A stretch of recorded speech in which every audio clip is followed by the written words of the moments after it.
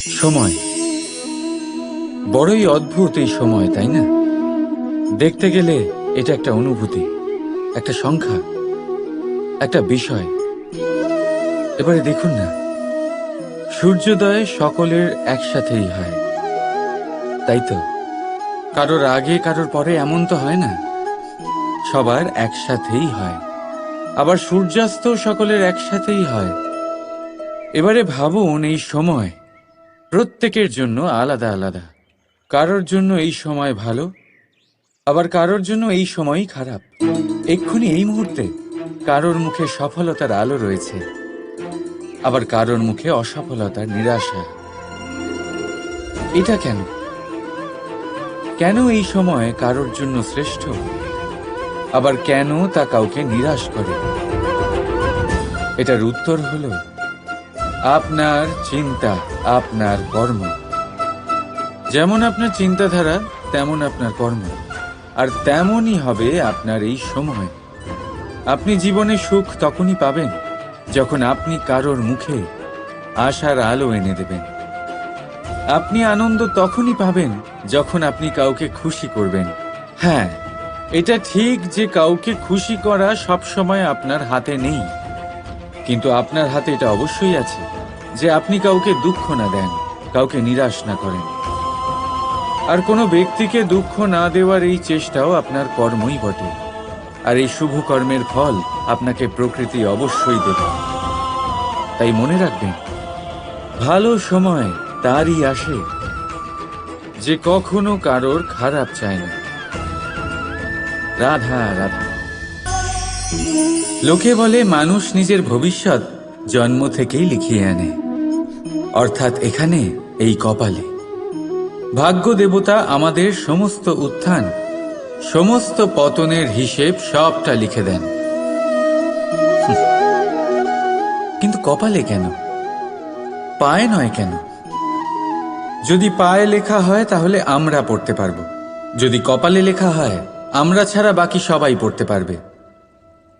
এবারে আমাদের কপাল এখানে তাই প্রতিফলিত হয় যা আমাদের মস্তিষ্কে আছে, আর মস্তিষ্কে থাকে আমাদের ভাবনা। তাই এই ভাবনার ধনাত্মক হওয়া অত্যন্ত জরুরি। এতে বিকাশের জন্য স্থান রাখুন, এতে সবাইকে একসাথে নিয়ে চলার ভাবনা রাখুন। আর বিশ্বাস করুন, আপনার মস্তিষ্কের এই ভাবনা সাফল্য রূপে আপনার কপালে অবশ্যই লিখিত হবে, কারণ আপনার ভাবনাই সত্য হয়ে আপনার জীবনে আসে। রাধা রাধা। মানুষ জন্ম নেয়, আর জন্ম নিলেই তার জীবনযাত্রা শুরু হয়ে যায়। তারপর সে পরিশ্রম করে, লড়াই করে, আর সে তার ফল অবশ্যই পায়। সেই নিজের জীবনযাত্রা নিজেই সাজায়। তার জীবনে ভয় ততক্ষণ প্রবেশ করে না যতক্ষণ না সে জীবনে কিছু অর্জন করে। একবার সে কিছু পেয়ে গেলে তারপরে সেটা হারিয়ে যাওয়ার ভয় মনের মধ্যে জন্ম নেয়। তারপর সে ভাগ্য, জ্যোতিষ, ভবিষ্যৎ এইসব দেখতে ব্যস্ত হয়ে পড়ে। আমি আপনাকে একটা প্রশ্ন করছি, আপনি যখন এই সংসারে এসেছিলেন, কি নিয়ে এসেছিলেন যে আপনি হারাবেন? কিছুই না। আপনার বশে আপনার জীবনের সেই মুহূর্তই আছে যা আপনার হাতে আছে, অন্য কিছুই নয়। আপনার হাতে আছে আপনার কর্ম। যে জীবনে দুর্ভাগ্যে হতাশ হয় না, যে অসফলতার জন্য ভেঙে পড়ে না, সেই এই জীবনে বিজয়ী হয়। বলুন, যখন আপনার জীবনে কিছুই ছিল না, কি করেছিলেন? পরিশ্রম করেছিলেন, লড়াই করেছিলেন, আর সেই সব কিছু পেয়েছেন যা পেতে চেয়েছিলেন। তাহলে আজ সব পাওয়ার পর ভয় কিসের? সেই সব জিনিস কি আপনাকে পরিশ্রম করার থেকে আটকায়? না। সেই জন্য নিজের হাতের রেখায় কখনো নিজের পথ খুঁজবেন না, কারণ এই সংসারে যাদের হাতই নেই তারাও নিশ্চিতভাবে তাদের নিজের পথ নিজেই বানিয়ে নেয়। তাহলে আপনার কি নিয়ে চিন্তা? রাধা রাধা।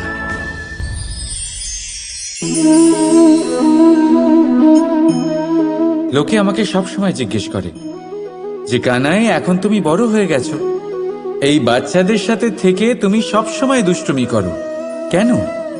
তুমি বড় হয়ে গেছো, বড়দের মতো থাকো। বেশিরভাগ লোকে এটা বুঝতে পারে না, ভাবে উনি তো ভগবান, ভগবানের মতো গম্ভীর নয় কেন? এবারে আমি কি করে বোঝাবো সবাইকে যে আমার ভগবান হওয়ার পিছনে যে সবচেয়ে বড় রহস্য, তা হলো এই বাচ্চারাই। আমার শক্তি কোথা থেকে আসে? সমস্ত সমস্যার সমাধান করার শক্তি এই বাচ্চাদের থেকেই তো আসে।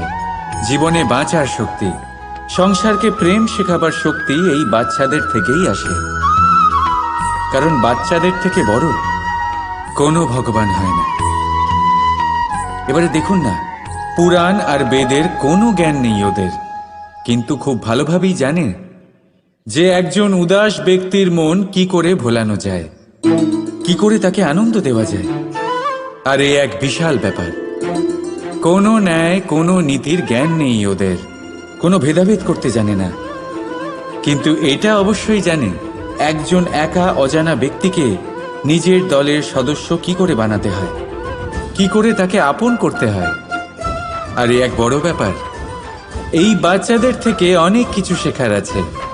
তাই আপনারাও নিজেদের জীবনে গম্ভীর হওয়ার চেষ্টা কখনোই করবেন না। আর যদি করেন তাহলে এই সংসার খুবই নিরস লাগবে আপনার। আপনিও বাচ্চাদের মতো নিষ্পাপ থাকুন আর নিজেকে আনন্দে রাখুন। লাভ আর ক্ষতির ঊর্ধ্বে গিয়ে সম্পর্ককে দেখুন।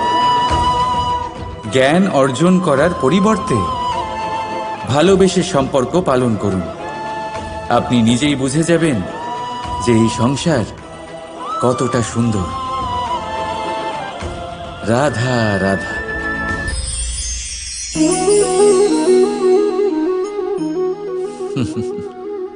সময়, এই সময় না কোনো ব্যক্তি, না জীব, না বস্তু, তাও সময় জীবিত থাকে। এই সময়ে না জল, না অগ্নি, আর না বায়ু, কিন্তু তাও আমাদের জীবনের আধার এই সময়। দেখতে গেলে মানুষ এই সময়ের হাতের খেলনা। কখনো আমাদের সময় ভালো হয়, আবার কখনো খারাপ। কেউ সময় আসার প্রতীক্ষা করে, আবার কেউ সময় যাওয়ার প্রতীক্ষা করে। কিন্তু এই সময় কারোর হাতে ধরা দেয় না। এই সময় যা কেউ দেখতে পায় না, এটা সবাইকে সব কিছু দেখিয়ে যায়। দেখিয়ে যায় যে আপনকে আর পরকে, আমাদের শুভাকাঙ্ক্ষীকে আর ক্ষতি কে চায়, আমাদের মিত্রকে আর আমাদের শত্রুকে। এই সময় আপনাকে দেখায় যে আপনি কতটা শক্তিশালী, সেই সময় আপনাকে দেখিয়ে যাবে আপনি কতটা দুর্বল। এই সময় সব কিছু দেখিয়ে যায়। তাই এই সময় যা এতটা শক্তিশালী, তা আমরা নষ্ট কেন করি ভেবে দেখুন। এবারে উঠুন আর এই সময়ের সম্পূর্ণ ব্যবহার করুন। এই সময়ের সদ্ব্যবহার করুন, কারণ এই সময়কে ব্যবহার করাটাই আপনার হাতে রয়েছে, আর কিচ্ছু না। আর এই সময় একবার বয়ে গেলে তখন যাই করুন না কেন কখনো ফেরত আসবে না। সময়ের সদ্ব্যবহার করুন আর সবার মধ্যে আনন্দ ছড়ান। আর আসুন আমার সাথে ভালোবেসে বলুন, রাধা রাধা। এই পদ্ম ফুল দেখতে পাচ্ছেন? এর অভ্যেস হলো জলস্তরের ওপরে ভাসা। সেই জন্য জলাশয়ের জলস্তর যখন বৃদ্ধি পায়, এই যে ফুলের কাণ্ড দেখছেন সেটাও বাড়তে থাকে, যাতে এই ফুল জলস্তরের ওপরে থাকে। কিন্তু যখন সেই জলাশয়ের জলস্তর নামতে থাকে, সেই কাণ্ড নিজেকে ছোট করতে পারে না, আর এই ফুল নিজের ভারে নিজেই ভেঙে পড়ে। এবার এটা আমাদের সাথেও হয়। সময়ের সাথে আমরা জীবনে যত সাফল্য পাই, আমাদের জীবনের স্তর বাড়তে থাকে। আর যখন আমাদের সংস্থান কমতে থাকে, আমরা সেই জীবন স্তর ছাড়তে পারি না, আর শেষ পর্যন্ত সেই জীবন স্তরের কারণেই ভারাক্রান্ত হয়ে শেষ হয়ে যায়। সেই জন্য যদি কিছু রাখতে হয়, তাহলে তা হলো দৃষ্টিভঙ্গি। সাধারণভাবে জীবন যাপন করতে শিখুন। সময়ের চক্রও আপনাকে মাত দিতে পারবে না। রাধা রাধা। কথায় আছে, সময়ের পূর্বে আর ভাগ্যের বেশি কেউ কিছুই পায় না।